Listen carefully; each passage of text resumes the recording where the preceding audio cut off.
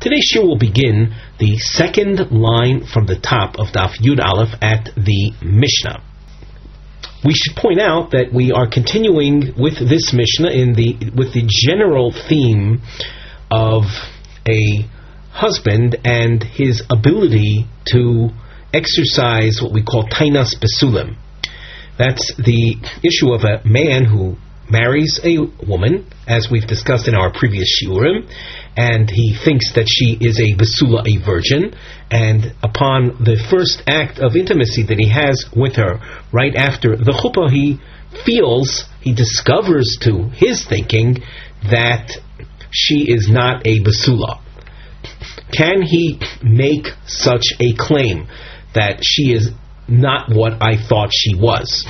So in this Mishnah, we will see a list of women that a person might marry, in which he does have that right to taina thusly.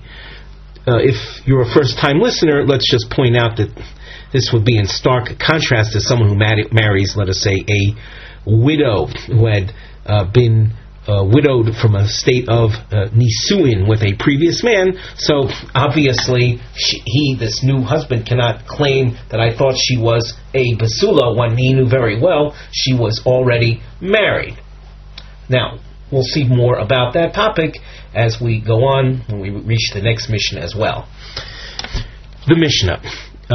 You'll notice there's a marking, a crown shape in the Mishnah, and under the Mivneh heading we indicate that this shape is miuad, is designated kidei litzor kesher im ha-demuva b'reish amid beis, to create a connection between that which we see here and that which we'll see at the top of amid beis.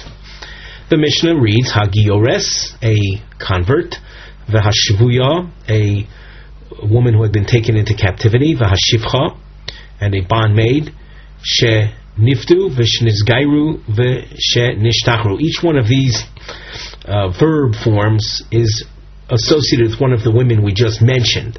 So the numbering that you see is there to connect each one. The word sheniftu means she was redeemed. That's a case of her being redeemed from captivity. So hence the number 2 here corresponds to the shvuya. Shenizgairu is a giores, one who converted. And of course that's associated with number 1. Vishinishtachru is a bondmaid that had been set free.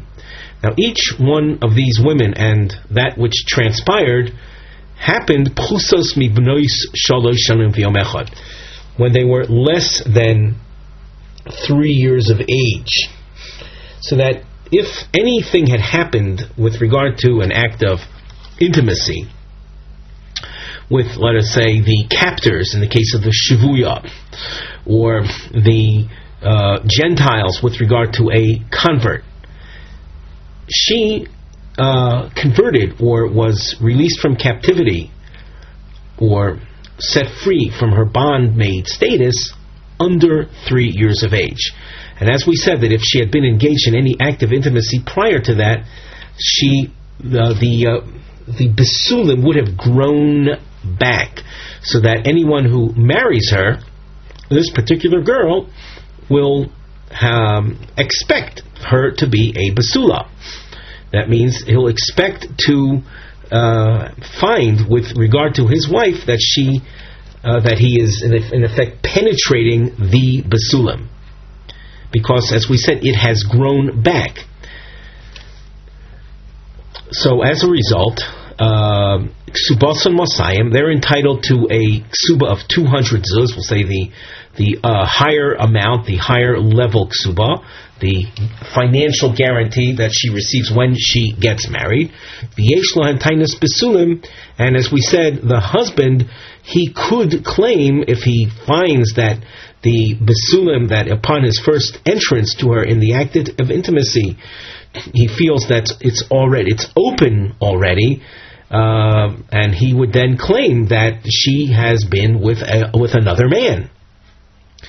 As far as anything that might have taken place prior to the conversion or the redemption and all of that which we described in the Mishnah, since she was under 3 years of age, it would have grown back.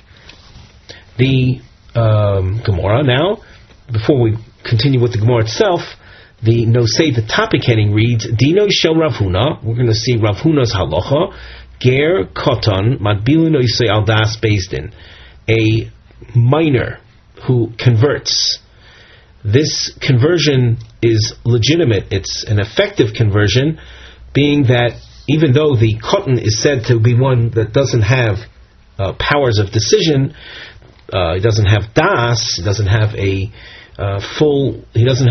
significantly developed, sufficiently developed level of awareness. Nevertheless, the conversion is done with the mindset or the approval of the court.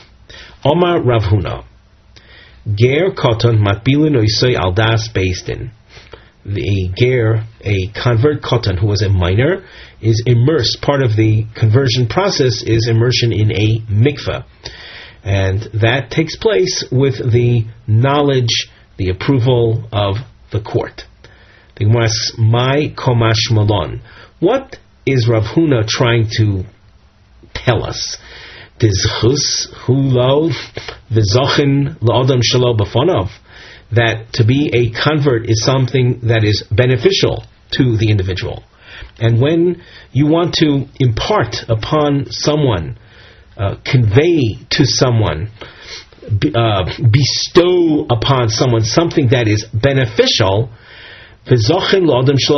we can do so even without his presence. And in this case, the koton is considered as if he's not there yet because he doesn't have a sufficiently developed mindset.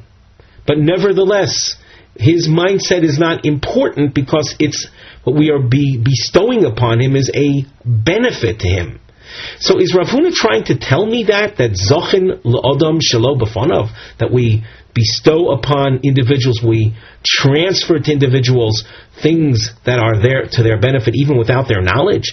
Tanina, this information has been taught already in a Tanaic source which predates Rav Huna. We don't making Rav Huna seemingly superfluous.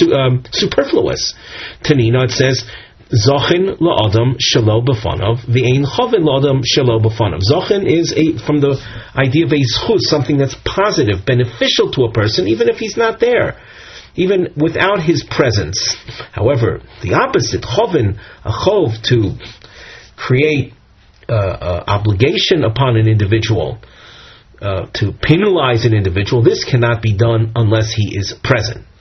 But the question is, what does Rav Huna tell us that we don't know from this Tanaic source? And we're talking, of course, of entrance to Judaism. Converting to Judaism is viewed in this Gemara as something beneficial to the individual. So, of course, we can matbil the koton al das bezdin, even though it's not the koton's knowledge per se. The Gemara answers, Mahu de Tema. Without this comment of Rav Huna, which is specifically in the area of conversion, I would have thought Oved Kechavim Behefkera Nicholei, the idol worshipper, when you confront or when you portray your basic idol worshipper, he is more content with a life of non-restriction, hefkera, of freedom, non-restriction. Judaism, in order to be a practitioner and fulfiller of mitzvahs, one has to be well aware that restrictions are imposed on the individual. Of course, it's to his ultimate benefit and his ultimate source of pleasure, but on a, let's say, superficial or immediate level, that's not something that an idol worshipper would opt for. Behefkera nichole, he prefers the loose lifestyle. Daha kaimalon, we have an accepted point, accepted idea that Eved Vadai behefkera nichole, that an Eved, a slave, certainly prefers the unrestricted, free lifestyle. So, without Rav Huna's teaching, when thinking about the choice, the opportunity to convert, one might say it's not to their benefit because they, as an idol worshipper, would not have the restrictions that the Torah places on him. And if that were the case, so then it wouldn't fall under the category of Zachin L'Adam Shelo B'Fanav. So without Rav Huna, I might have thought this, that Oived Kicham V'Hefkera Nichol prefers this unbridled lifestyle. Kamash Malon, what Rav Huna is teaching me, Tahani Mili Godol. That's true when you're dealing with an adult. The Toam Tam Di Surah. He's tasted the taste of the forbidden. An adult, someone who's reached adulthood, so he's engaged in unbridled intimacies with women of all kinds, something that the Torah would not accept. So once he's tasted the taste of Isur, of that which would otherwise be Torah-wise prohibited, so conversion wouldn't be considered a zchus to him, something that he would view as a benefit. Avol koton. But a child, someone who hasn't tasted, we'll say hasn't tasted sin, so to speak. He hasn't tasted the free lifestyle because a child doesn't engage in those things. So since he is a child and he hasn't tasted the taste of sin, for his conversion, for his entrance to Judaism, it's not a situation of deprivation. He's not being restricted because he wasn't engaged in this kind of behavior anyway. So that's the point that Rav Huna is making, that a ger katan, specifically a minor, this idea of immersing him in the pool, in the rituarium, for the purpose of conversion, is something that is a zechus for him. It's net benefit. The Gemara asks a question that lasts a couple of lines. Leimo Messiah. Can we say that the following supports Rav Huna? The following is, in fact, a quote from our Mishnah. It speaks about, it says, Hagiyores v'ashifuya v'ashivcha sheniftu v'shenizgairu v'shenishtachru pchusos mibnois shalosh shonim v'yom echad. Amongst these different women is a Giyores, and it describes the Giyores as having converted very young, converted under 3 years of age. So, my love, is it not so that Belinu al das beistin, that her conversion, which involves tavila, at Belinu is the immersion in a mikveh, which is a necessary aspect or ingredient in achieving conversion. So how do you explain that the Giyos, that the girl converted under 3 years of age? Is it not so that her immersion in the mikveh was with the approval of the court, with their mindset present? And that is what Rav Huna described. It says, Lo.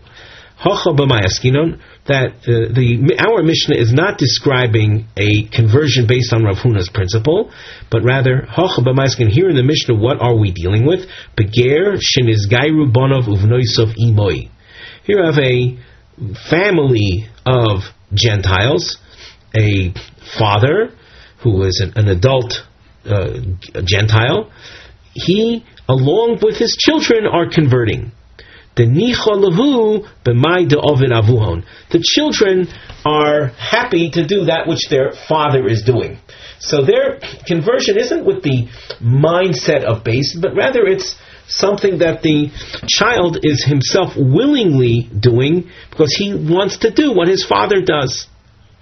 So from as far as the Mishnah is concerned, we can't say that it is a support to Rav Huna.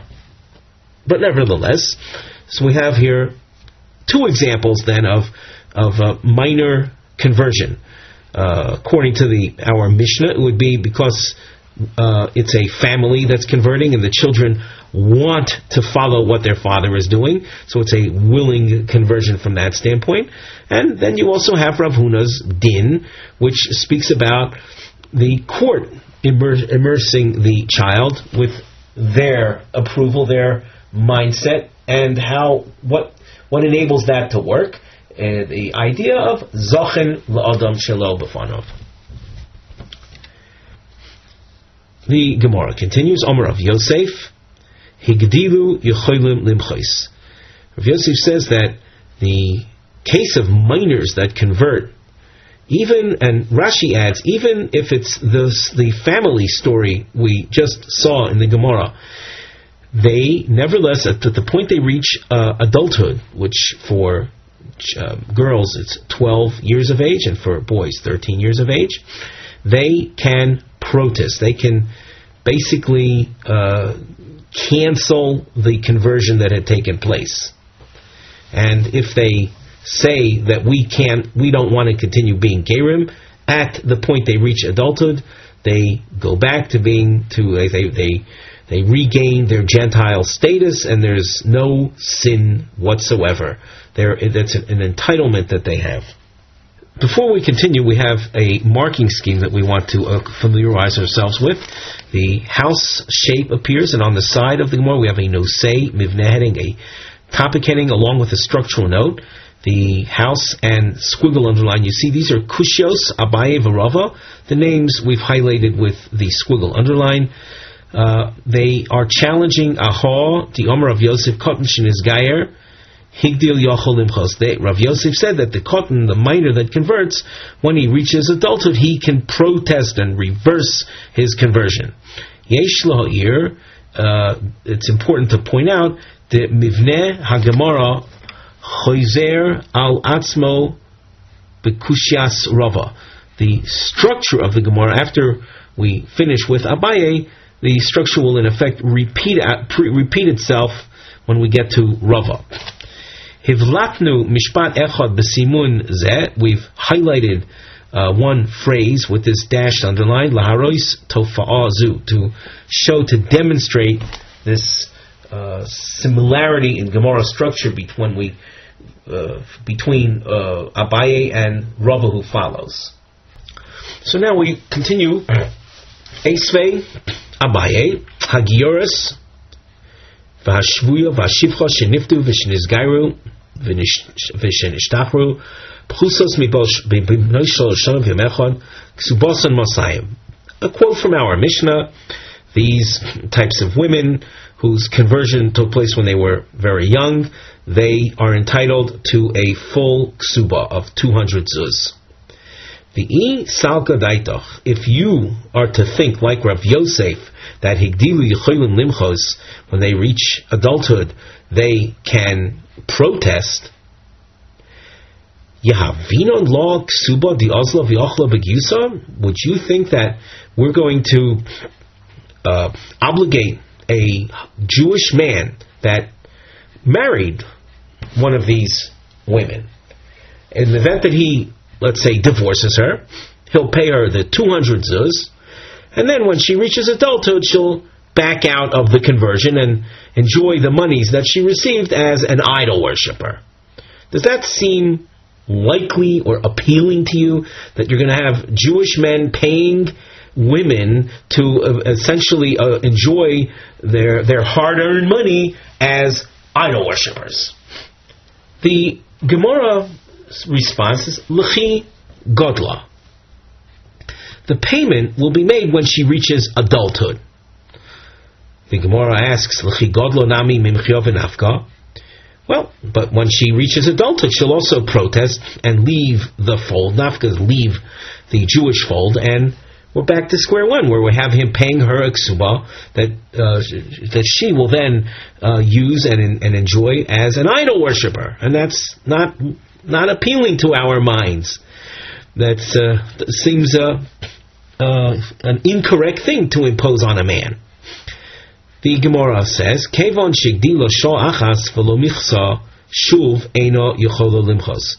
Once she reaches adulthood, she reaches 12 years of age, and she remains silent for an hour. Sho achas is a phrase meaning a short amount of time, and doesn't protest, she can no longer protest. In other words, the original conversion then kicks in. There is just a very short, say, window of opportunity for her to protest. If she doesn't, so she's locked into the Judaism that she had originally converted to, and then he will pay the ksuba, and so that you don't have a situation of a man paying the 200 zuz to a woman who's going to go and enjoy the money as an idol worshiper. Mosiv Rava. Rava quotes a Tanaic source.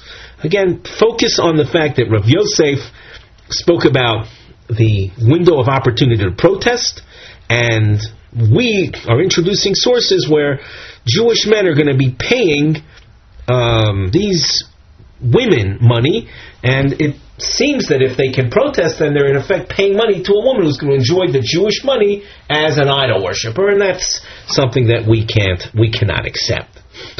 Mosiv Rava, Elu Naras Sheshlem Knas. The following are girls that if they are raped, so the Torah, which has a section dealing with the penalty of that's imposed upon the rapist, amongst the penalties are the need or the requirement of it to pay her money. 50 shekel. Shekel is a silver coin that the Torah makes reference to. So the following are those naros. A nara, we should point out, is a girl between the age of 12 and 12 and a half. And in the event that she is raped, he has to pay the knas payment that we just mentioned. Now, I should also point out that besides the knas, there are other payments that if he injures her, so there are medical bills he has to bear, there's boshes, there's embarrassment that she experiences, etc. There are other payments as well. But here we're focusing on the payment known as the knas payment. One payment amongst others that he has to make. This payment is paid when he rapes a nara, a girl between 12 and 12 and a half. So, Elu nara shel shlem knas, habo al hamamzeres, v'al hanesina, v'al hakusis, v'al hagiyores, v'al hashvuya, v'al shivcha, a whole list of different kinds of women. And by the way, this list is a list of women that, without this being taught, I might have thought that maybe they don't deserve getting the knas payment. So these women, of course, are in addition to a regular Jewish girl from a regular Jewish family.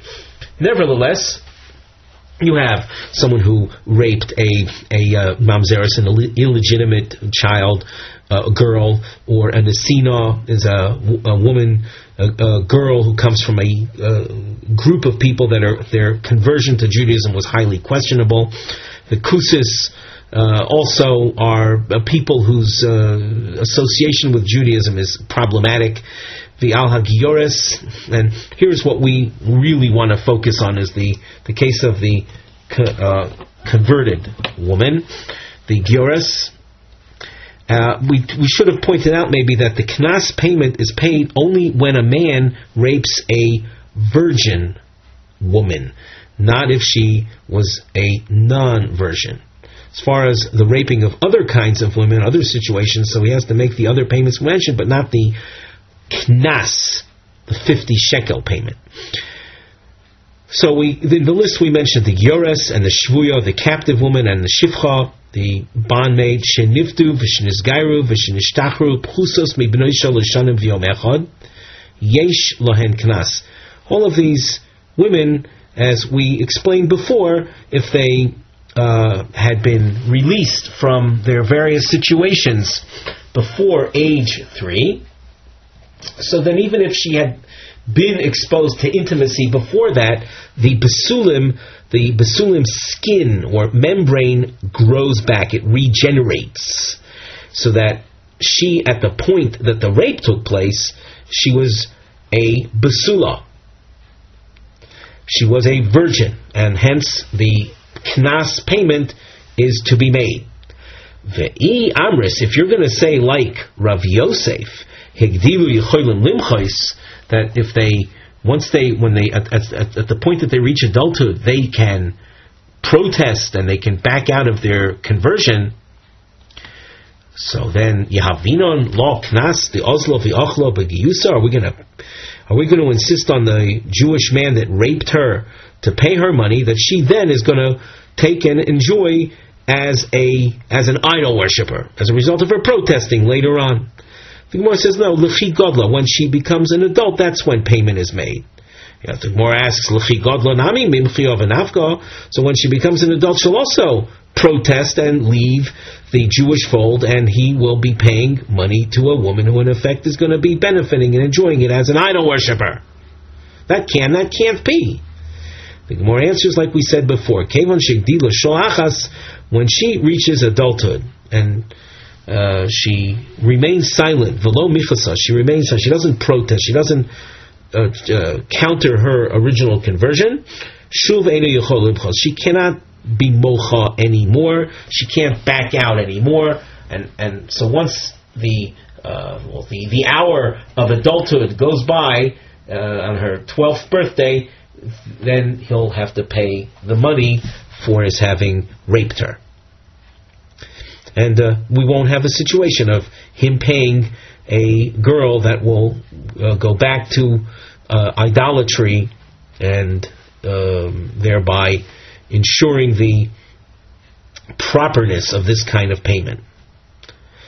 In looking at the Gemara, we saw Abaye challenge Rav Yosef from our Mishnah, and we saw Rava challenging Rav Yosef from the Mishnah in the third parak, which is Elu Naros Sheshlem Knas. Each one did not challenge Rav Yosef from the other one's source. Why was that? So the Gemara explains. Abaye lo omar kirava. Abaye did not challenge Rav Yosef citing the Rava source. Hasam, in the Rava source, Knosa Hainu Taimo Shelo Yechote Niskar. There, we're insisting on his paying a fine for the simple reason, we'll say, of we don't want a sinner, a guy who's a rapist. How low can a person get? He's a real sinner. We don't want him to do his sin, to rape and benefit from it and get away with it. So that's why he has to pay the money. And as a result, as far as Abaye is concerned, it could very well have been that even if she could protest beyond the sho'achas, continue protesting as long as whenever she wants, we would still insist on paying, because we're out to educate this guy not to be a sinner, without any regard to who he's paying the money to, if he's paying it to a girl that's going to remain Jewish, or a girl that even is going to back out and become an idol worshiper again. So as far as Abaye is concerned, you cannot show from Rava's source of Elu Nar Sheshem Knas that we would be challenging Rav Yosef. Rava lo amar k'Abaye. Rava challenged Rav Yosef from the source that he did, Elu Nar Sheshem Knas. He did not challenge him from the source involving the ksuba that she gets is a full 200 zuz. So Rava lo amar k'Abaye. Ksuba hainu taima. The reason behind a man having to pay ksuba, it shouldn't be viewed in the minds of a husband that divorce is an easy thing to do. We don't, when marriage takes place, we want it to be a lasting institution. We don't want people to get out so easily. And how do we deter mindless or thoughtless divorces? By saying that if you divorce, you're going to have to pay a lot of money. So, because of that consideration, it could very well be that even if she could protest after she becomes an adult, we'll still be interested in his paying out the money, so as to educate him not to get married and toss out wives so easily. And we can take a look at Rashi. Rava lo amar k'Abaye, the Moisiv miksuba. Rava, who challenged Rav Yosef from the Ksuba source, the Hasam Taimo Mai Tekinu Lo Rabbanon Ksuba. I should say, Rava challenged Rav Yosef from the Knas source, and he didn't challenge it from the Ksuba source because of this analysis. Why did the Rabbanon establish a Ksuba? Shalote Kalabein of Lotzia. so that it shouldn't be so easy in his eyes to get rid of his wife. V'cholzman shelo michasa yoresi v'aftinon lo takanto. And as long as she hasn't protested, we are interested in her receiving a ksuba payment. So that, however long that is, even with the possibility of her deciding to protest and go back to becoming an idol worshiper, that still wouldn't be reason for not paying the ksuba payment. Once again, the focus is on the guy. We want to educate him not to be too quick to divorce his wife. So, as far as the halacha of Rav Yosef, one should realize that at the end of the sugya, yes, as she reaches adulthood, she can protest, but that's only for a very brief amount of time. And as far as the payments that these Tanaic sources feature, they will be paid to her, but after that moment, that window of opportunity to protest passes, and she remains silent, so that we don't have the situation of Jewish men paying out money to a woman who's going to simply go and enjoy it and benefit from it as an idol worshiper. The Mishnah. Hagodol shebo al haktana. V'koton shebo al hagdola. A godol, who a godol literally would mean an adult, but it's a boy, I will say a boy of age to conduct intimacy, who has intimacy with a ketana. Ketana here, be careful, it doesn't mean the standard minor, but it means she's less than 3 years of age. The koton, shebo al hagdola. Koton is a boy who's less than 9 years of age. We say that less than 9 years of age, as far as intimacy that he might conduct with a girl, it's not considered an act of intimacy in halachic terms. It's not considered we'll say, sufficiently grown male to constitute an act of intimacy. So that's the case of koton shebo al hagdola, that he has intimacy with a gedola. Umukas eitz. Rashi says, Sheniska lo eitz ba'oisoi mokoim. Piece of eitz is wood. A wood penetrated the girl in her in that part of her anatomy that otherwise is for intimacy. That's the mukas eitz. Muka, like the word makov. She was struck by wood. For our purposes, there was wood penetrated her over there. Kesuboson mosayim, divrei Rabbi Meir. When these women marry somebody, when they eventually marry somebody, as far as Rabbi Meir is concerned, they're going to get a ksuba of 200 zuz. Namely, through these acts, they don't lose their 200 zuz status. If you will, Rabbi Meir is viewing them as a basula, so that the gadol that comes on the ketana, she had relations with her less than when the girl was less than 3 years of age. As we saw before, the basulim, that skin, that membrane that ordinarily blocks the full entranceway to the female, it grows back if it was broken less than 3 years of age, if the girl was less than 3 years of age. The koton, as we explained before, he's not capable of true penetration. He's less than 9 years of age. And the mukas eitz, these all, according to Rabbi Meir, these girls, when they marry, they are entitled to a ksuba of 200 zuz. The chachamim omer mukas eitz ksubasa mona. The chachamim on the case regarding the case of mukas eitz, they disagree, and they say that the ksuba that they're entitled to is only 100 zuz. We continue with a bow tie marking. Now, this bow tie marking was introduced back on Daf Yud, it's let's say this Mishnah is in contrast with what we learned in that previous Mishnah, where you saw the bow tie shape. Besula, Almona Grusha v'Chalutza min haNisuin, Kesubos Mona. A woman that became a widow, but she's still a Besula, or she was divorced, or Chalutza, she was released through the shoe removal ceremony, in the case of the Yavama story. If these things happened, she became a widow, or a Grusha, was divorced, or a Chalutza, from a state of Nisuin. She had been in a state of Nisuin with her first husband, and now she wants to remarry. This Almona wants to remarry, or the Grusha, the Chalutza. Kesubos Mona.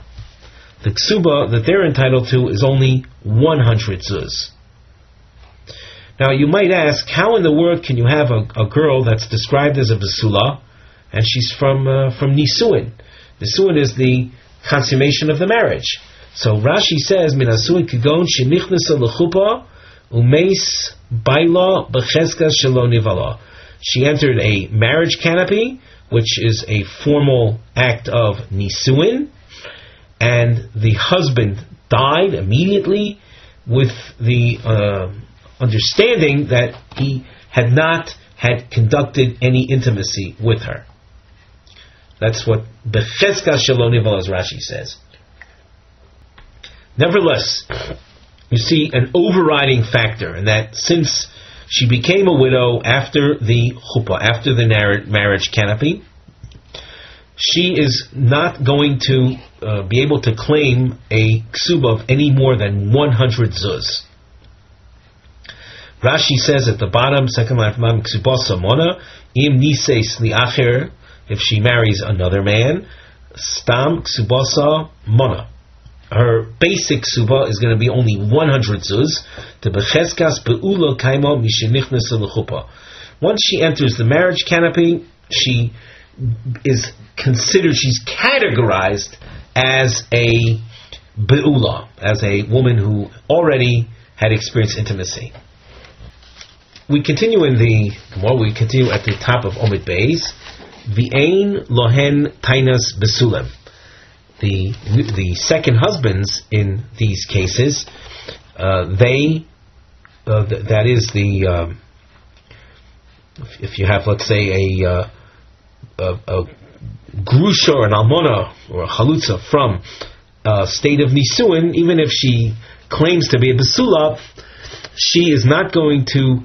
We said she doesn't get a ksuba of any more than 100 zuz, and likewise he cannot make the claim, oh, she's not a basula, and I thought she was a basula, and I thought, and since I found her to be a non-basula, she must have behaved immorally with some other man. All of that cannot be claimed over here.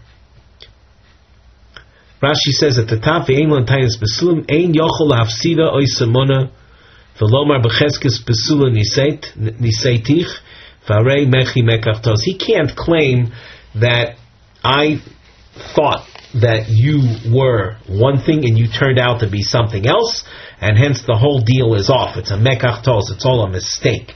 That he can't claim. The Mishnah continues, Hagioris v'ashivuya v'ashivcha sheniftu v'shenizgairu v'shenishnachru yiseros al benois shalosh shana v'yom echad. Notice the crown marking. We said that you can use this to contrast it with the Mishnah on Omer Aleph, where we saw third line from the top, Chusos was highlighted with this marking. Chusos means less than 3 years and a day. Here we're speaking about them being more than 3 years and a day. They Gioris, someone who converted or had been taken captive, and a bondmaid that they were released, but it all took place more than at an age of more than 3 years and a day. Kesubos Mona v'ein lohen tainis psulim. In these cases as well, they can claim a ksuba of only 100, and the husbands, on the other hand, cannot claim mekachtos. They can't claim when they discover that she's not a basula. They can't say, "Oh, we anticipated her being a basula."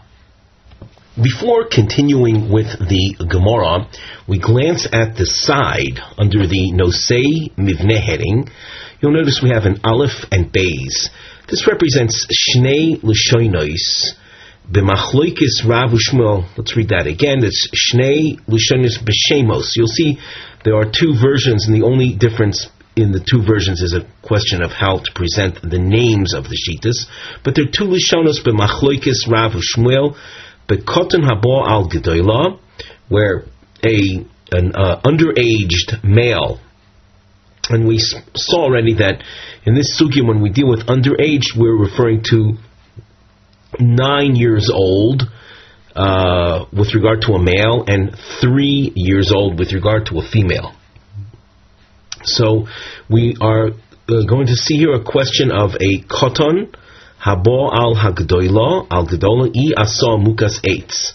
Does an act of intimacy of involving a koton under 9 years old, his intimacy is not considered a real act of intimacy. What happens if this koton, has relations with a gedola? In the Mishnah, when we spoke about gedola and ketana, so ketana was under 3 years of age. It stands to reason, therefore, that above that would be called a gedola with regard to this issue of intimacy. So, now, what is mukas 8? So we saw in our Mishnah already, this has to do with a girl that was impacted by a piece of wood in that part of her anatomy, in the female area of intimacy. Let's now see the Gemara. Omar Rav Yehuda, Omar Rav. Koton habo al agdola aso mukas eitz. An underaged male that has intimacy with a gedola, with the female, asom mukas eitz, he makes her into that, a mukas eitz. That's a halachic category. We said it beforehand, it's impacted by a piece of wood. That's the literal translation of mukas eitz, and we have to deal with this now as a halachic category, meaning that the intimacy of a koton is not any less than a piece of wood entering that part of the female. Now, if we look in Rashi, Asod Mukas Eitz, the second line from the top, Nehi de'ein bi also bi'al, granted that as an act of intimacy it's not called that, Mihu lo gorami eitz haniska, it's no less, though, than a piece of wood that became lodged over there. And Rabbanon de pligi amukas eitz, and according to the Rabbanon who argue with Rebbe Meir regarding the status of a mukas eitz, Kesubos amona, her ksuba would be reduced to 100 zuz. V'chein le'inyan kohen godol, desna lo yisa es mukas eitz, hanami asirale. Likewise, regarding a kohen godol who is restricted in whom he can marry, he is expected by the Torah to marry a virgin, and in that sense, he should not marry a mukas eitz. So a girl who was participatory in intimacy with a koton, that girl would not be allowed to marry a kohen gadol. We continue in the Gemara. Ki amrisa kamei de Shmuel. This is Rav Yehuda speaking, and he says, when I told this to Shmuel, Omar, he reacted, Ein mukas eitz bebasar. If she's not considered a be'ula, a product of or a victim of intimacy, then she's not considered a mukas eitz either. bosar in this case is the flesh, the koton. This underaged male penetrated her with his flesh, not with a piece of wood. And the concept of mukas eitz is inapplicable to bosar. So according to Shmuel, she is not a mukas eitz. Ika demasni lo lahashmaitza bapi nafsha. There are other versions of presenting the machlokas Rav and Shmuel, in this case without Rav Yehuda. And here is the machlokas again. Koton haba gedola, Rav Omar aso mukas eitz, u'Shmuel Omar ein mukas eitz bebosar. Mosiv Rav Hoshaya. Now Rav Hoshaya presents a question, and you'll see this is a question on Rav. The quote, of course, is from our Mishnah. Godol shebo al haktana, v'koton habo al hagdola. Notice we've dashed, underline this. This is the case we're dealing with right now. An underaged boy that has intimacy with the gedola. Umukas eitz, separate category. You can see that it's considered a separate category. Ksubason mosaim divrei Rabbi Meir. V'chachomim omrim mukas eitz ksubason mona. In the markings you can see that koton haba gdola is a separate category from mukas eitz. As far as mukas eitz is concerned, we marked this aleph and beis, where Rabbi Meir holds mukas eitz as a ksuba of 200, and the chachamim say that a girl that's a mukas eitz will get a ksuba of 100. And we look at Rashi, the koton shebal gdola mukas eitz umidapalginu tana letarti, from the fact that our Tana, the Mishnah, splits these into separate categories. V'lo iflug rabbanon elo b'mukas eitz, and the rabbanon argue only with regard to the mukas eitz. Shamis mina ein mukas eitz b'basar. It must be that the koton and his intimacy with the gdola does not make her into a mukas eitz. In other words, they're totally separate category. According to Rav, the koton haba gdola is a case of mukas eitz. So this is a problem for Rav. Omar Rava hochi komar. So Rava, in defense of Rav's position, tells you to read the Mishnah thusly: Godol habo al haktano v'lo klum. The pochos mikan kenoisin etzba ba'ayin domi. An above age minor or a male that has intimacy with a ktana. Ktana is under 3 years of age. It's nothing. It's not considered intimacy with regard, according to everybody, because under 3 years of age is like putting one's finger in one's eye. What happens? The eye starts to tear, and when he takes his finger out, it stops tearing. He puts his finger back in, it continues to tear. Same thing here. The intimacy with a girl under 3. So if that breaks the basulim, it breaks that membrane that seals that particular canal. It grows back. It comes back, and if it's again intimacy, it breaks it. It will grow back. This will happen again and again if there's intimacy with a girl under 3 years of age.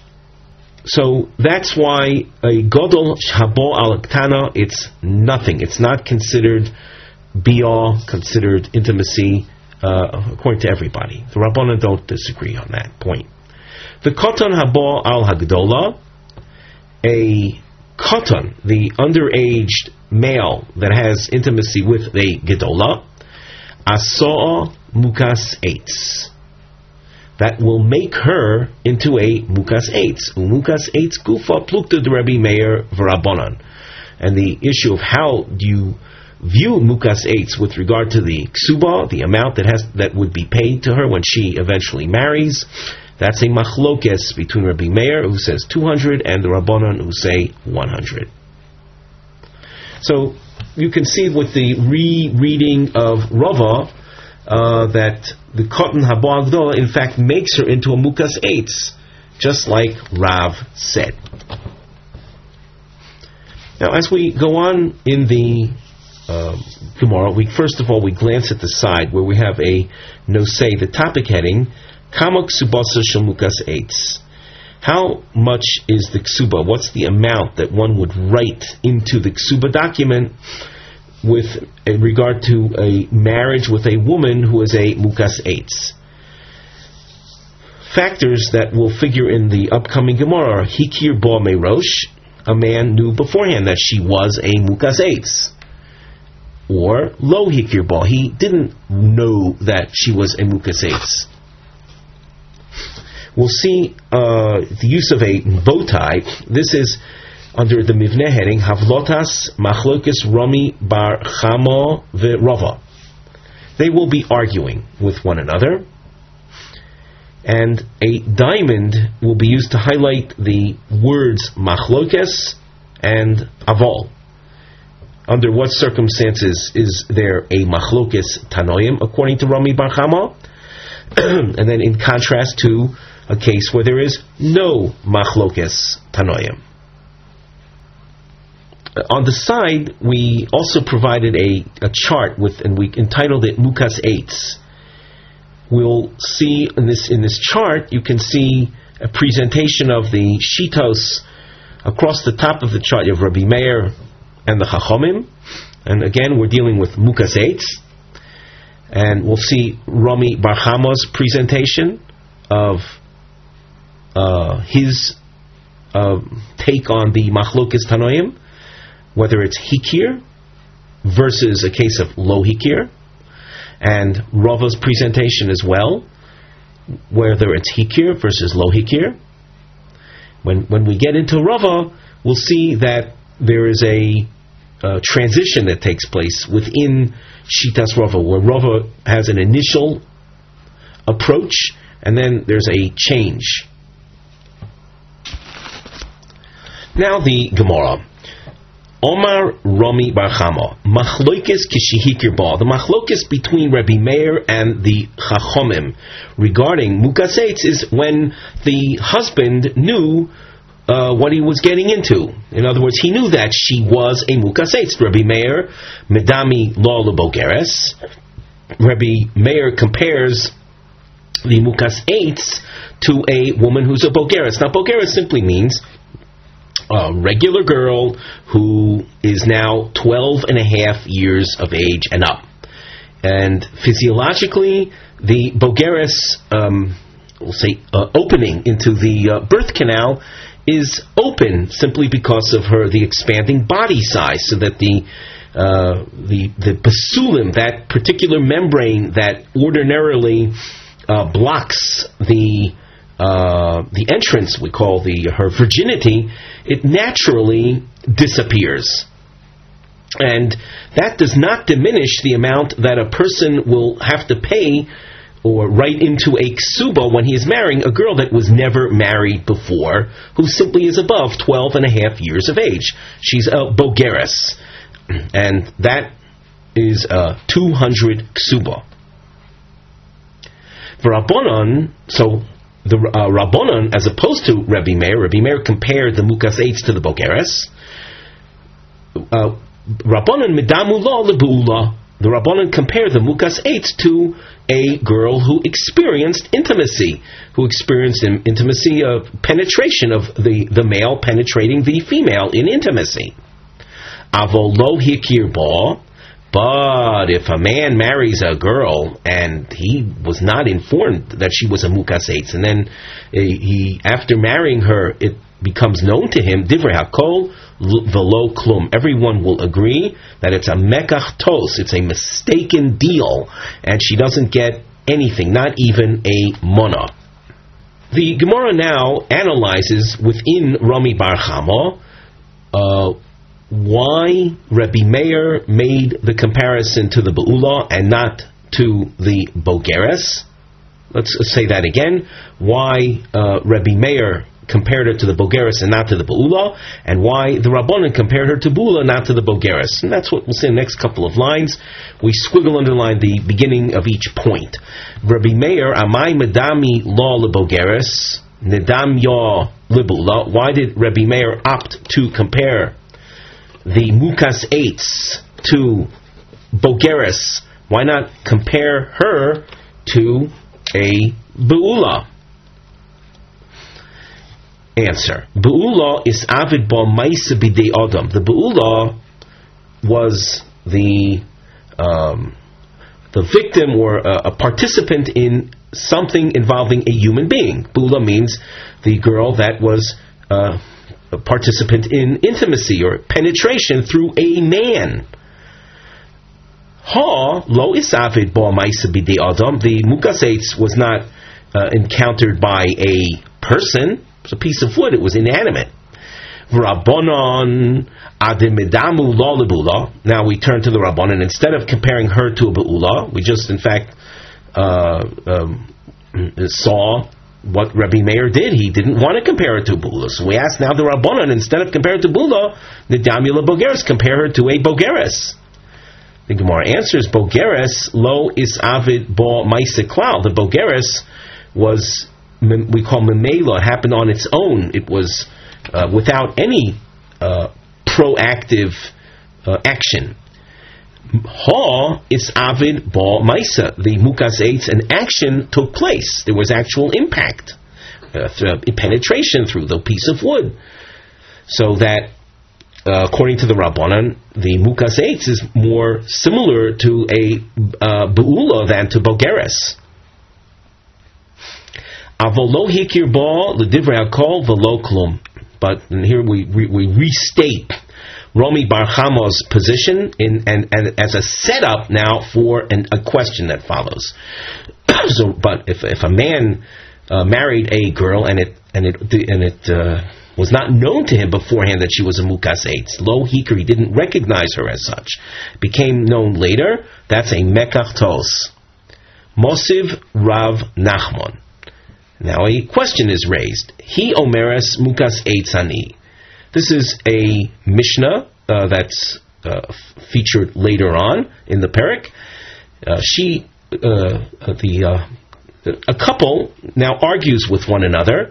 She making a claim, Mukas Eitz ani. I am a Mukas Eitz. V'hu omer loki elodrusas ishat.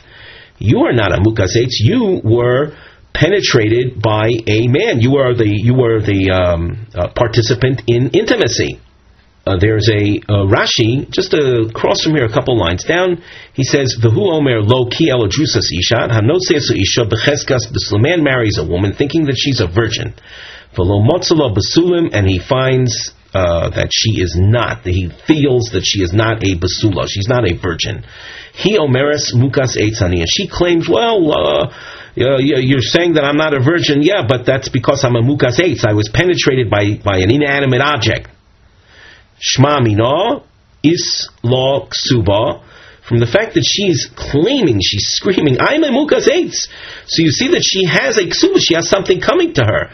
Oh, mono mosayim, either 100 or 200 d less law. If she's getting nothing, why in that Tanaic source does Rav Gamliel say she is believed? Alma Mukas Eitz Shelo Hikribo. This is a case of a Mukas Eitz where he didn't know that ahead of time. He thought, as we said, that she was a basula. It turns out later that she's something other than that. So we see that a Mukas Eitz that he was not aware of, Yesh Lo Ksuba. She has a Ksuba coming to her, and that's Tufta the Rami Bar Chama. This is a refutation of Rami Bar Chama. Diomar Lo Hikribo Divrei Hakol V'Lo Klum. Rami Bar Chama says everyone will agree she gets nothing. That's not so from this quote. So we continue with the framed section. She claims I'm a Mukas Eitz, and he says, no, you were part of intimacy. And Rabbi Gamliel, Rabbi Eliezer, Omrim Nemenis, these two Tanoim say she is believed. Now, she is believed, that means her claim of Mukas Eitz is going to result in her getting some money, some ksuba money. And this is against Rami Bar Chama's claim that a Mukas Eitz, where the husband was not aware of it, would get nothing according to everybody. Not so. Elo Omar Rava. bein hikir ba, bein lo hikir ba, whether he knew she was that beforehand, or she didn't, or he did not know. LeRabbi Meir Mosayim, according to Rabbi Meir, she will always get 200. LeRabbanan, according to the Rabbanan, says Rava, hikir ba mana, lo hikir ba v'lo klum. If he knew about it ahead of time, she does get a ksuba of mana. If he was unaware of it, she gets nothing. It's a mekach tos. Now we take a look at the Rashi. Elo Omar Rava, LeRabbi Meir, bein hikir ba, bein lo hikir ba, masayim. Umasnisin de kotoni, the Mishnah later on that says, Hi Omer is mukas eitzani, the kotova masayim, where she says, I'm a mukas eitz, and she's putting a claim in for 200, Rabbi Meir, that would be according to Rabbi Meir. So, according to Rava's presentation, we're setting up the Mishnah later on as Rabbi Meir. Now, as we go on in the Gemara, we're going to see a rather involved section of Gemara. Notice, first of all, we have a long marking. It's a long point. On the side of the Gemara, we have a nosei mivneh heading, where you can see there's a nun that's encircled with a line indicating the long point marking. HaGemara mochicha, the Gemara will prove nekudo ha'aruka, through this long point, Rava chazar boi mimash omar aliba derabanan, Rava will be making a turnaround with regard to what he said within the Shita of the Rabbanan, de lo hikir ba b'mukas eitz ein lo klum.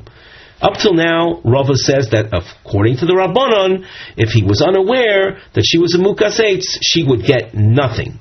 Habasis l'simun zeh nimtza b'Rashi shemadish yesh ligrois lo'irach haGemara imvov.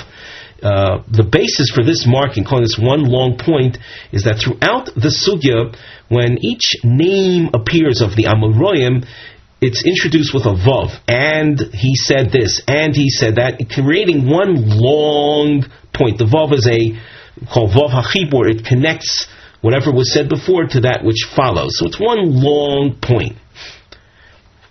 We will now turn to the Gemara, and later when we get to the triangle marking, we'll have to look at the side. Or we can do that right now, just pointing out that the triangles use a ma'akav. There's a ma'akav as a means of keeping track of a back and forth style Gemara, where when the point is facing upwards, it's a meimra, it's a point that's made, a statement, and the inverted triangle represents a challenge to that. So now we turn to the Gemara, realizing what our mission is. And the Gemara opens up with the mission statement, V'hodar bei Rava. Rava reverses that which he said according to the Rabbanan, that lo hikir ba v'lo klum. What will the result be? That if it's lo hikir ba, she will get something. Desanya. Now, how do we find that Rava turns around? Again, like emphasize ahead of time, it's very involved. Until we finally get to that point, we have to follow the Gemara through. Keitzad hoitzoas shemra. So we have a source, the Sanya, a Tanaic source, which deals with the problem of someone who casts an aspersion regarding the fidelity or the properness of his wife. And what is an example of hoitzoas shemra? Now, hoitzoas shemra is a parsha in the Torah where a man who speaks, casts an aspersion regarding his wife's fidelity, when found to be lying, he pays 100 pieces of silver. A very high, very hefty fine that's levied upon him, according to the Torah. Well, how does this happen? What is necessary for this to take place? So, Keitzad hoitzoas shemra. Bala based in Vomer, a man comes to the basement, to the court, and says, V'yomar ploni, and so says, it means the husband says, Lo motzosi lebitcha psulim. He says to the father of a girl, I did not find your daughter to be a virgin, which she was purported to be. There's a bracketed section, a line and a half, in which the lashon, the version inside the text is not accurate. So if we skip momentarily Im yesh edim shezin sotachtov beskila, if they're witnesses that can testify that she was with another man in a harlotrous fashion while married to him, then she will be penalized. She'll be punished with stoning. Zinsa meikara yesh lo ksubamona. If it turns out that she behaved in a harlotrous fashion but before she was married to him, so she gets a ksuba of 100. Now let's go over the source with the bracketed section, and you'll see how this is simply inaccurate. Im yesh edim shezin sotachtov, if they're witnesses that as a married woman she had been unfaithful, she was with another man, yesh lo ksuba mona, she gets a ksuba of 100. So to this, the Gemara reacts in yesh lo edim shezin sotachtov baskilahi. If they're witnesses that she was unfaithful, she was had intimacy with another man while married, she is guilty of stoning. So what do you mean if there are witnesses, there's money? If they're witnesses that while she was married she was unfaithful, so she gets stoned. Zinsa meikara yesh lo ksuba mona. If she had intimacy before marrying this man, so when he claims I don't find her to be a basula, so that's really true, but that is it's a result of intimacy before their marriage. So she gets a ksuba of 100. The Omar Rabbi Omar Rav Chio bar Ovin Rav Sheshes Zoysoimeres. This proves, or this shows, Konsa becheskes besula v'nimtzeis beula yesh lo ksuba mona. If a man is, we'll say, misled, he thought that she was one thing and it turns out to be something else, she does get a ksuba. He thought that she was a basula and it turns out that she's a beula. As you can see over here, if the witnesses will tell us that she had znus, she behaved in a harlotrous fashion before their marriage, she gets a ksuba of 100. Masiv Rav Nachman, and Rav Nachman challenged that statement of Rav Sheshes with the following source: Hanoisis isha v'lo masula b'sula. A man marries a woman, does not find virginity. He omeres mishirastani nenasti v'nistachva sodeu. You should know, my dear husband, after the erusin, mishe'erastani means after erusin, which makes her into a married woman. The erusin is where he initially gave her money, but after that, before we consummated our own marriage, I was raped. And v'nistachva sodeu, it's your loss. I deserve a full ksuba. And the fact that I'm not a basula now, it's your loss. V'omer lo ki elo ad shelo erastich v'hoya mechi mekavtos. He says, no, it was before you were married to me that you were niveles, that you had intimacy, and this is all one big mistake. And the interpretation of that v'hoya mechi mekavtos is, Rav Nachman's interpretation is v'les lo klal. She gets nothing. So here you see a Tanaic source that challenges Rav Shesh's conclusion. Here, because he thought she was a basula, turns out and he claims, no, you're not a basula. It happened before we were married. You became a non-basula before we were married, so I thought you were a basula. It turns out you're not. You get nothing. The Omar Lahu Rav Chia bar Ovin, and Rav Chia bar Ovin addresses them, including Rav Nachman, and he says, Efshir Rav Amram v'chol gedolei ador Yasvi ki Omar Rav Sheshes lahosh maitza. Could it possibly be that Rav Amram, who was a great luminary of that time, and the other leading sages were all seated there when Rav Sheshes said his conclusion? His conclusion was, they were all seated there when he said his conclusion, and they had the same question that you raised, that you, Rav Nachman, raised, the source that concluded with Hoya Mekhi Mekach Tois, Vishani And they answered, they explained, my mekachtos nami, the term mekachtos, in fact, means mimosayim. It's a mistaken deal, meaning you're not going to get the original 200 that you thought you would get. Avol mono isla. But she gets 100. V'yad amris les lo klal, and you, Rav Nachman, are saying she gets nothing. So Rav Chia Bar Oven is reinstating Rav Shesh's conclusion in the face of whatever Rav Nachman thought was a question. The Omar Rava, and then Rava, and here we must emphasize. Here we're getting close to the crescendo, or this is the beginning of the crescendo, where Rava is the focus of our discussion. And Rava says, that's why we've underlined his name. The Omar Rava, man de kamoisiv shapir kamoisiv. Rav Nachman, who raised the question, is actually raising a powerful question, a good question. Why? Mekachtos, the term mekachtos in the source, legamri mashmin, sounds it's a total loss. It's a total non-deal. The whole thing is off and you get nothing. Well, v'ela kashyohach. But then, if you're going to say she gets nothing, now use the arrow. Look at the arrow and go up a number of lines.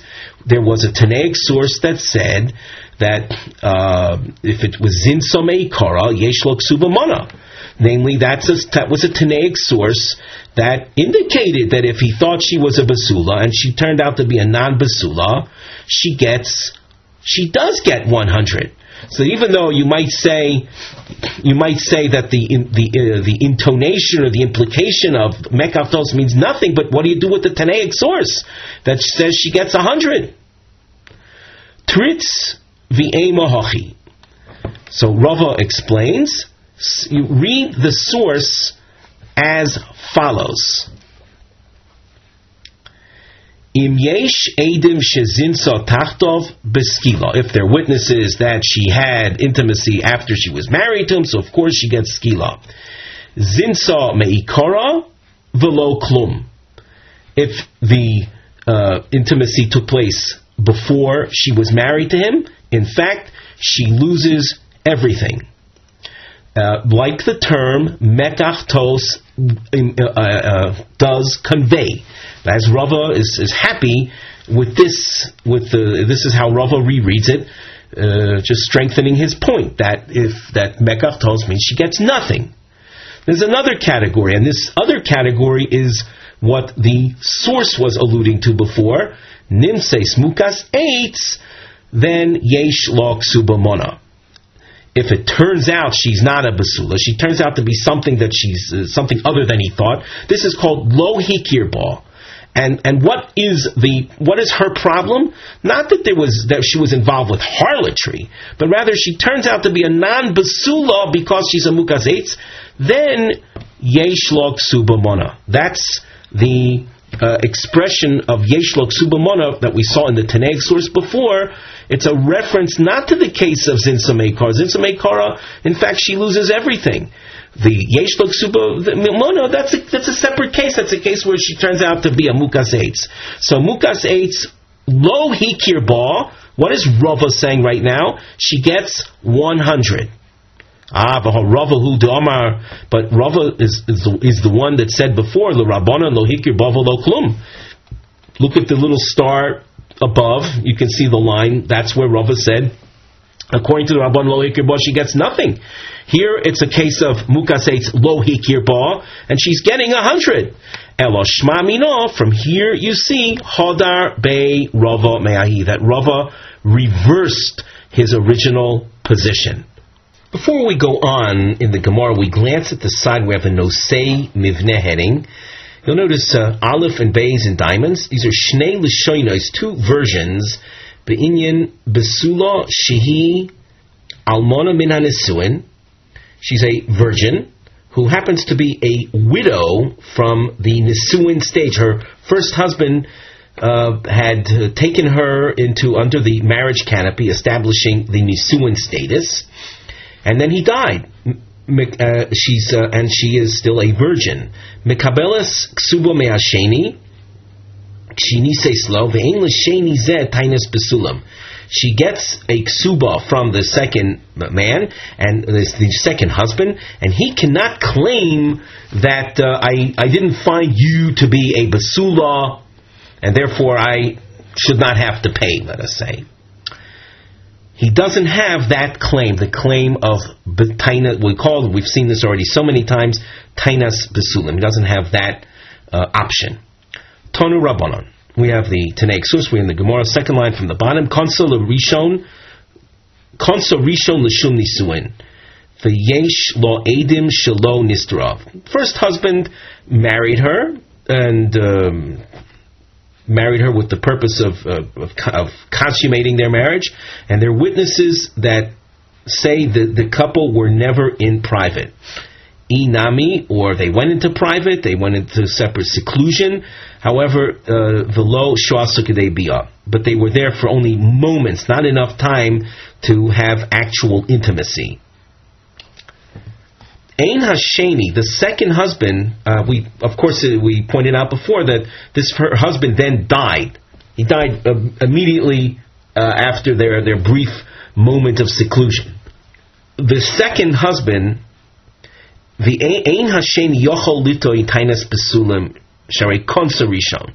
The second husband cannot claim, I didn't find you to be a basula, and thereby cause her to lose the ksuba with the claim that it's a mekachtos.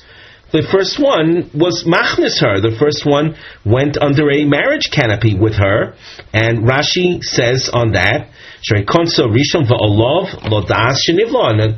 as far as halacha is concerned, it's upon him, the second husband, to realize that she was she experienced intimacy.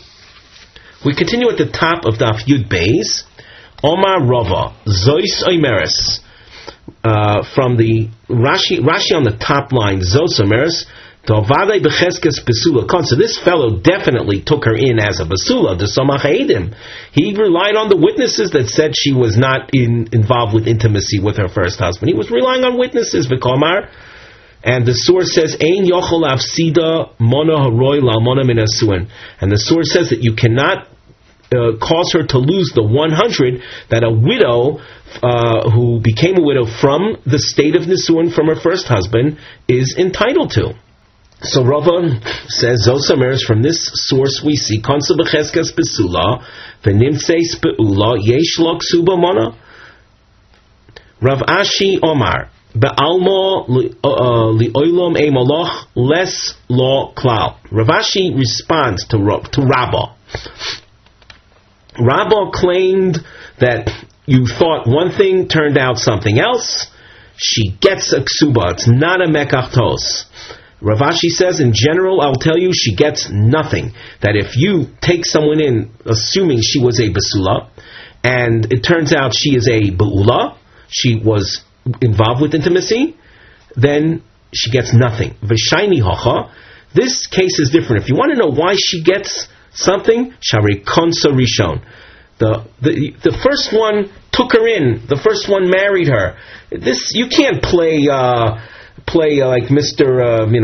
Ignorant, or play as if you know nothing. You knew that she was a Konsa. She was part of Nisuin with the first guy. So you can't say, this is like a big surprise to me. So in this particular case that was featured in the Tanaic source, it's different. But in general, if you thought a woman that had no record of marriage with someone, and you thought she was a basula, and turns out that she is a ba'ula, she'll get nothing. The Gemara asks a question on the Tanaic source. V'nechush shema tachtov zinsa. Rashi on the second line from the top, V'nechush shema tachtov zinsa. Abraisa porach. The question here of the Gemara is directed to the Tanaic source. The Kotoni, Ein Hasheni yochol litoin tainas besulim. The second husband cannot make any claims of her not having besulim, which he thought that she would have. Velo, and the Tainas Besulim, by the way, that we've seen in the previous sugyas, is a man after he marries the woman, thinking that she's a basula, and turns out that she was not. He claims that he might claim that she was with another man after I married her. And in this source, he doesn't have that claim. He can't make that claim at all, that she was with another man after I married her. So why is that the case over here? So let's read that again in the Rashi, where the source said, "Eina sheni yochel liton tainas psulim velo mazkikinon le lovo lebezdin." We don't require him to come to court. Velo yizbarer hadovar im tachtov zinso im lo, and there's no investigation as to whether she was unfaithful while after married to the second guy or not. V'shemo asura hilo, maybe she's forbidden to remain married to the second guy. Maybe after he did kiddushin to her, in that span or gap of time between the kiddushin and the nisuin with the second guy, she was unfaithful. She went with someone else. So let's now turn back to the Gemara. So we're asking, V'nechu shemo tachtov zinso, let us suspect. Why can't we raise that suspicion that after she was married to the second fellow, before he had intimacy with her, she was with another man? Omer of Shravya kagon shekidesh uboali altar. You know why he can't claim that? Because as soon as he was mekadesh her, he had intimacy with her. And this, by the way, it's one line tucked away here in Maseches Kesubos, but this is basically what we do what we do nowadays. Our weddings involve kiddushin, followed immediately by the nisuin. And as a result of that, there wasn't any time in between the kiddushin which made her married to be with someone else. So that's why, as far as the Tanaic source is concerned, ein lo tainas besulim. V'iko demasni lo amasnisin. There are those that teach Rabbah and Rav Ashi's reaction based on the following. Our Mishnah. What did our Mishnah say? Besula, almona grusha chalutza min hanesuin. A girl was a virgin. She is now marrying a second man because she had been a widow or divorced or a chalutza from a stage of nisuin with her first husband. Kesubos mona ve'ein lohen tainas besulim. She's entitled to a ksuba of 100, and the second husband cannot claim that I didn't find her to be a besula and because she was with another man. Besula min hanesuin hechi mishkachas lo. How do you have this? It's almost a contradiction in terms. Calling her a besula, and besul means virgin, and min hanesuin, misuin is associated, generally speaking, with a consummated marriage. So how do you have that? Kagon shekonsa lechupa v'lo nivala. It would be a case where the first husband and this woman were entered the marriage canopy, and he did not have intimacy with her. So we're working with that assumption that that's the case, and the source said that she gets a ksuba of 100. Omar Rabba Zoy Soimeres. From this we can conclude a general conclusion. Konsa becheskas besula v'nimseis beula ksubosa mona. From the fact that this source says ein lohen tainas besulim, that the second husband cannot claim I didn't find the besulim. I mean, you're dealing with someone that expected there to be besulim. And here the source is saying, yeah, you might have expected that, but you cannot claim that your discovery of her lack thereof is grounds for not paying her. So Rabbo says from this Mishnah we can conclude. You took her in as if thinking that she's a besula. It turns out she's a beula. Ksubasa mona, she's entitled to a ksuba of 100. Rav Ashi Omer li oilam moloch bi almo less law klal. Rav Ashi says, like we saw before, that a man who thought she's a basula and she turns out to be a ba'ula, she gets nothing. That's a mekachtos. That's a mistake. It's a mistaken deal. V'shayni hacha, in the Mishnah's case, it's different. Why is she entitled to a mona and he can't play Mr. Innocent that he doesn't know anything? Sharei nichnasa l'chuppah. She had reached a stage of marriage, a full-fledged marriage with the first husband. So you can't say, "Oh, I thought she was a basula," when she had already entered chuppah with the first husband. The Gemara raises the question: why does the Mishnah say "Ein lo tainis basula v'leichu shem otachtov zinsa"? Why can't the second guy say that after I had married her, after I was mekadesh her, she was with another man? Omar of Shravya, like we saw before, the same answer. Kagon shekidesh uboali alter. There was no interim period after the kiddushin and the subsequent biyah. And since there was no time, the second husband was, as far as this girl is concerned, was a total stranger, and immediately was mekadesh and consummated the marriage without leaving any time in between. Now, we have two versions of the discussion between Rabbah and Rav Ashi. Rabbah concluding a general point, and Rav Ashi's response, that you can't make that conclusion. Man demasni law abraisa, one who teaches Rabbah and the rejection of Rav Ashi on the Brisa. The Brisa was the source that we saw at the bottom of Yud Aleph Amud Beis, where there were witnesses that she had not been in private with the first husband. There are witnesses that say that basically confirm her basula status. So he who teaches the Rabbah Rav Ashi discussion on that brisa, kol shekain amas nisin, all the more so will Rav Ashi's rejection apply to someone trying to draw the conclusion from the Mishnah. And we'll go over this point momentarily in Rashi, but first let's go through another two lines of Gemara.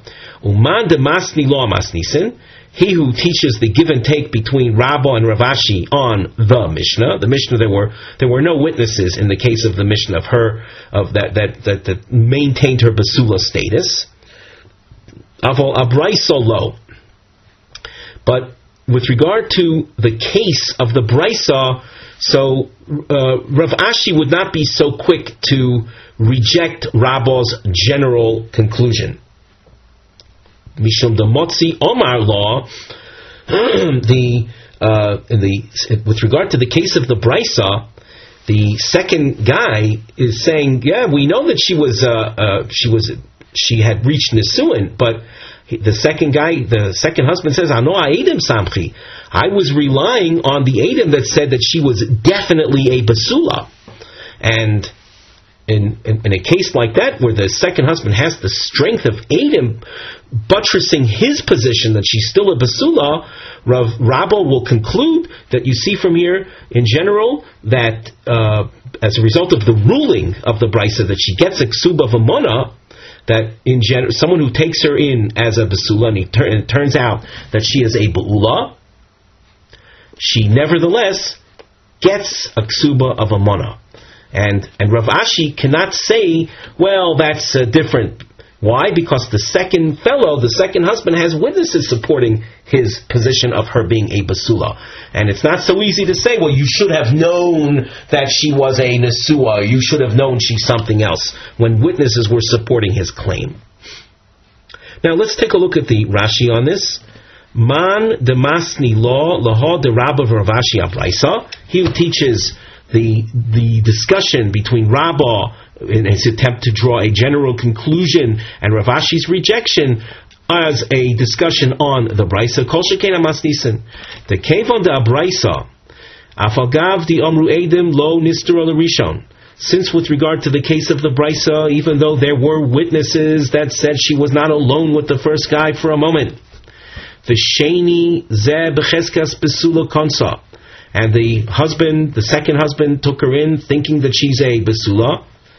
V'afilu hachi ahadu leRavashi leRabban. Even so, even though the second husband had a lot going for him, for his position, that that he really had good reason to think that she was a basula, and nevertheless Ravashi said to Rabba, Li oilom loy tishma konsa b'cheskas basula v'nimseis bulo yesh lo ksuba, that you cannot conclude in general his thinking she's a basula, turns out she's a bula, she gets a ksuba. The shiny hocha, this case was different. The case in the Tanaic source, sharei konsa rishon.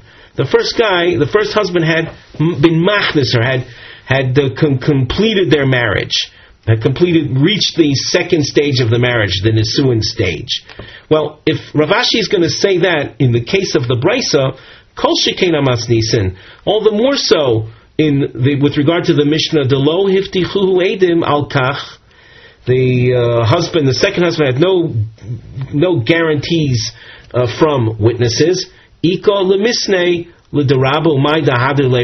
can teach Rabbo's conclusion, and Ravashi's will say easy rejection.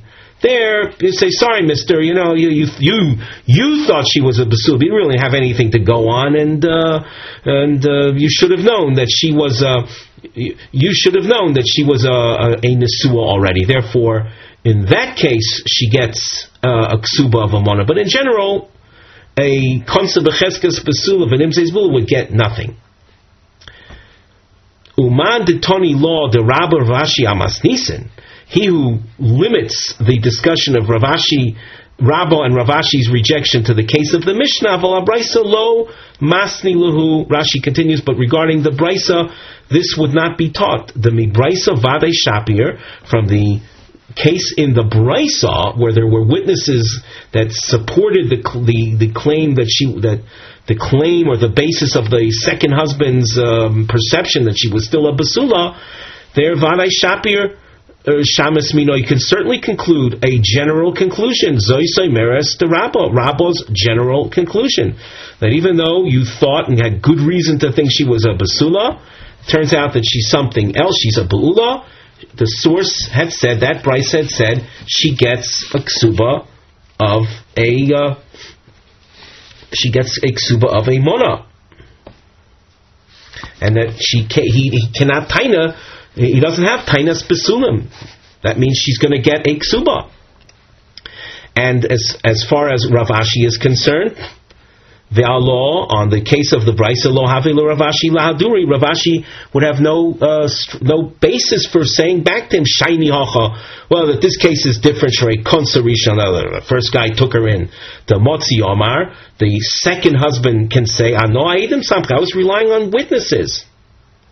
V'kevan dekotoni, and since the source said, ein hasheni yochol lito in tainas besulim, that even though there were witnesses that supported his contention that she was a basula, and the husband still cannot claim, where were the basulam? Shaminon vadai. Therefore, you can certainly conclude the zosomeres, that which Rabbah had said, that this shows us konsa b'cheskas basula v'nimseis bula yesh lo ksuba. The next Mishnah continues to deal with the issue of tainas basulim, whether a husband has that option or not. But Mirza Shem, next time we'll get to that.